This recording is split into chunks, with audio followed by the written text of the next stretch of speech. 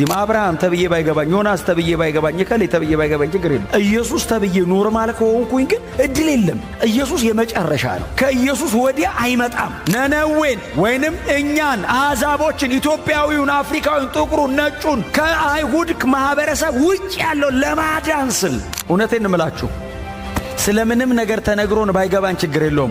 ወንጌል ግን እድል የለውም። የዘላለም ሕይወት ያለው እዚህ ላይ በጣም ብዙዎቻችንን ይሄ እውነት አግኝቶናል። ሁላችንም ያመንን አሕዛቦች ነን። በክርስቶስ ኢየሱስ የማዳን ሥራ ወደ እግዚአብሔር መንግሥት የተቀላቀልነን። ብትሰሩ በተለያየ መንገድ ሕይወታችሁ ውስጥ ብዙ ነገር ቢያልፍም መጨረሻው አልቲሜትሊ ግን እግዚአብሔር በእናንተ ያቀደውን ያንን ያከናውናል። ሌላ ነገር ነገም ከነገ ወዲያም ይደርሳል። ይሄ ግን ዛሬ ነው። ምንም ነገር ነገ ይደርሳል። ሥራ ነው፣ ነገ ይደርሳል። ንግድ ነው፣ ነገ ይደርሳል። ወዳጅ ምናምን ነገ ይደርሳል። ይሄ የዘላለም ሕይወት ነው። የዘላለም ሕይወት ዛሬ ነው። ክብር ለኢየሱስ ይሁን።